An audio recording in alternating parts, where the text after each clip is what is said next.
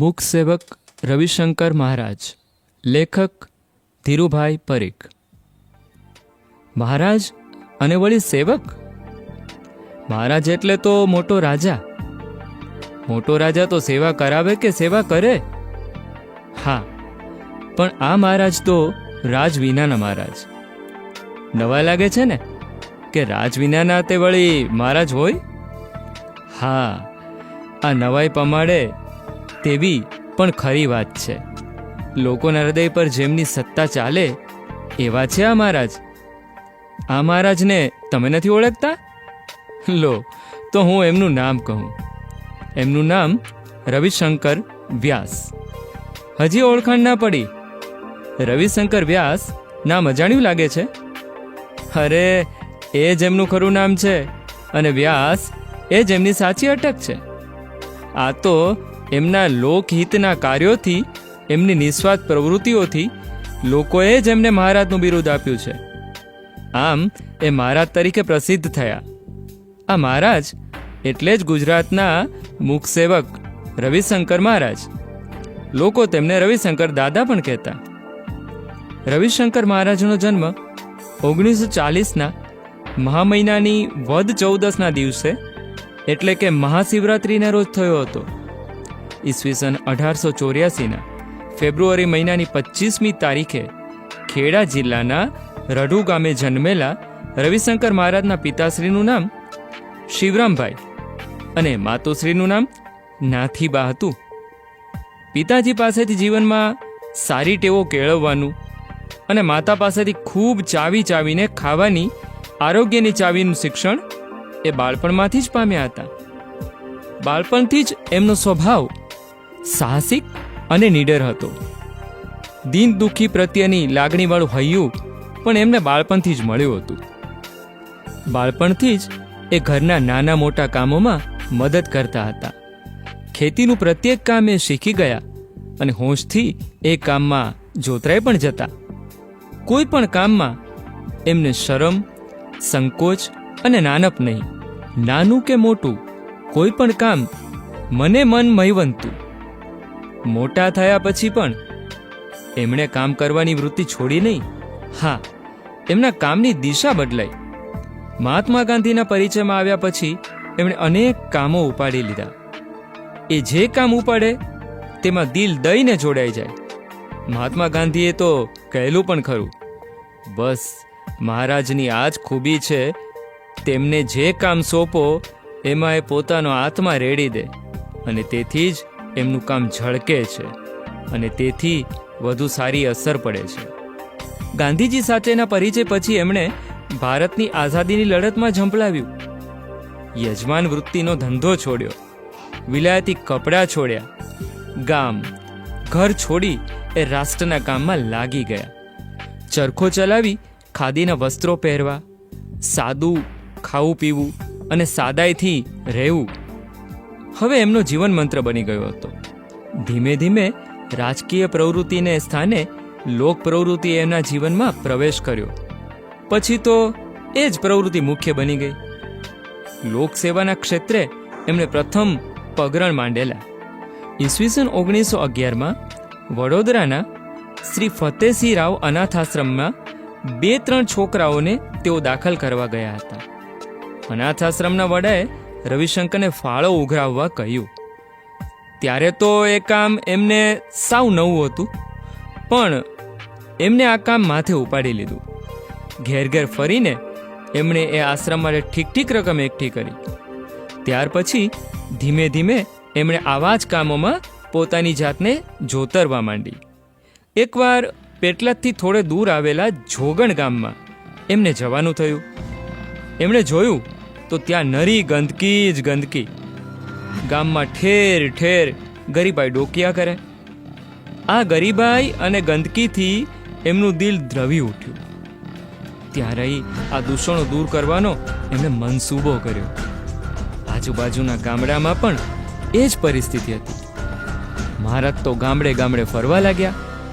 દિવસમાં એકવાર બપોરે કોઈ એક ગામમાંથી થોડા દાળ ચોખા મેળવીને ખીચડી રાંધી ખાય અને પછી એમની યાત્રા શરૂ થાય. પાણી પીવા માટે સાથે દોરી અને લોટો રાખે.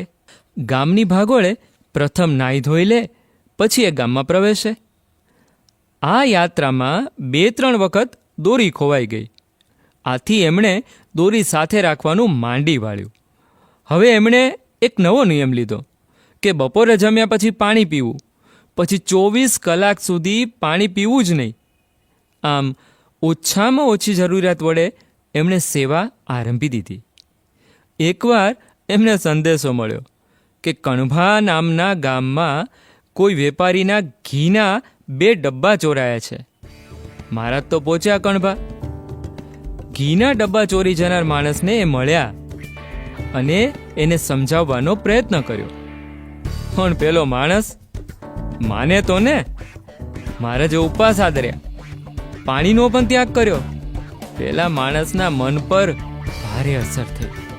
બીજા દિવસે રાત્રે એ મહારાજ પાસે પહોંચી ગયો અને ચોરી કબૂલી લીધી.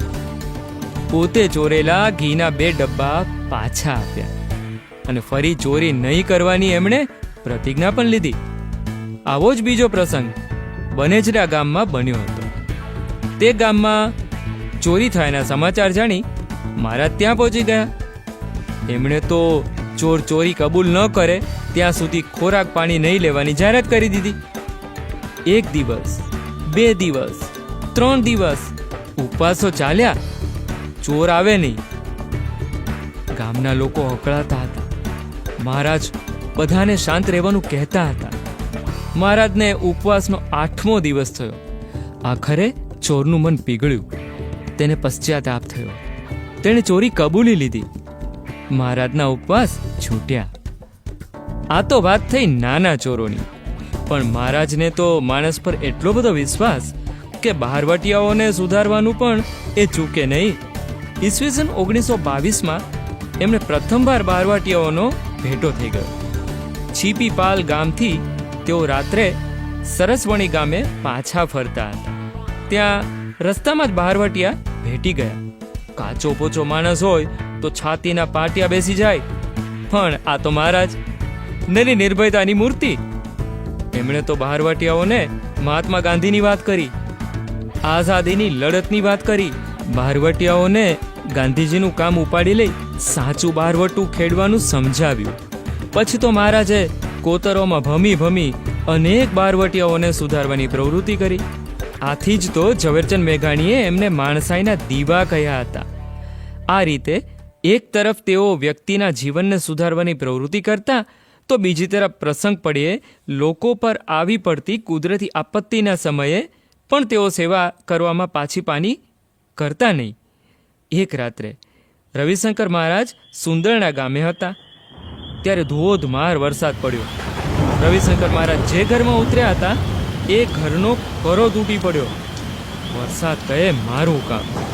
જેમ તેમ કરી રાત પસાર કરી. વરસાદ હજુ પણ વરસતો જ હતો. પોતાની જવાબદારી પર એમણે ગરનાળું તોડી પડાવ્યું. ગામ ઉઘરી ગયું.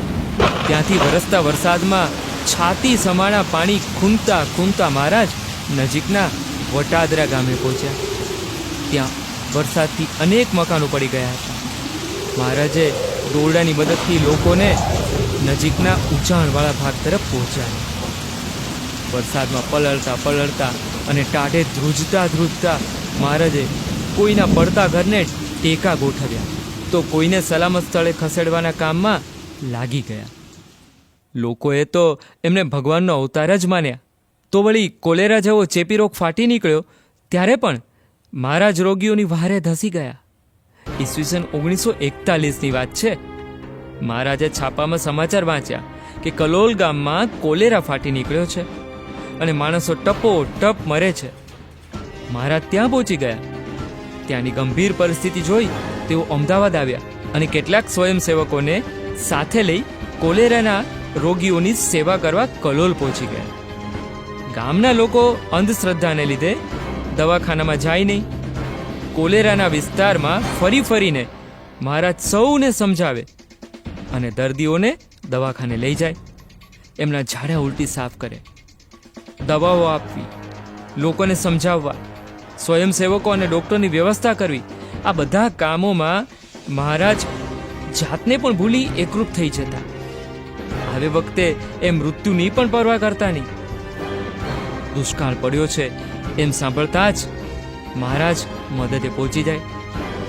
એકવાર બનાસકાંઠા જિલ્લામાં દુષ્કાળ પડ્યો ત્યારે મહારાજ ત્યાં પહોંચી ગયા. આ પ્રદેશમાં લોકો પાણી માટે વલખા મારતા હતા. ત્યારે મહારાજે ગામડે ગામડે ફરી દિવસ રાત પરિશ્રમ કરી કૂવાઓ અને બોરિંગ કરાવ્યા. લોકોને એટલી બધી રાહત થઈ કે તેઓ મહારાજને બોરિંગવાળા મહારાજ તરીકે ઓળખવા લાગ્યા હતા. અરે એ તો હજુ ઠીક, પણ જ્યારે માણસો હેવાન બની અંદરો અંદર લડે, કાપાકાપી થાય, હુલ્લડ થાય, ત્યારે પણ જાનના જોખમે મહારાજ ત્યાં પહોંચી જાય. ઈસવીસન 1941 અને 1946માં અમદાવાદમાં મોટા હુલ્લડો ફાટી નીકળેલા. મહારાજ તો નિર્ભય બની સુમસામ શેરીઓમાં ફરતા અને લોકોને સમજાવતા. હિન્દુ કે મુસલમાન બધા જ મહારાજની વાત શાંતિથી સાંભળતા અને એમને આદર પણ આપતા. હુલ્લડમાં મૃત્યુ પામેલા લોકોના શબોનો અંતિમ સંસ્કાર પણ મહારાજ જાતે કરતા. આવા તો અનેક પ્રસંગો મહારાજના જીવનમાં જડી આવશે. આ બધા જ પ્રસંગોએ મહારાજની માનવતાના, એમની અપાર હિંમતના, એમની અજોડ સેવાવૃત્તિના દર્શન થાય છે. આમ છતાંય મહારાજે કદી પોતાના કામનો ઢંઢેરો પીટ્યો નથી. જાત જાહેરાતથી તો એ સદાય દૂર જ ભાગે. મૂંગા મૂંગા સેવા કરવી એ જ એમનો જીવન ધર્મ હતો. આથી જ તો એમને સૌ મુખસેવક તરીકે ઓળખે છે. 100મું વર્ષ ચાલતું હતું ત્યારે મહારાજનો સ્વર્ગવાસ.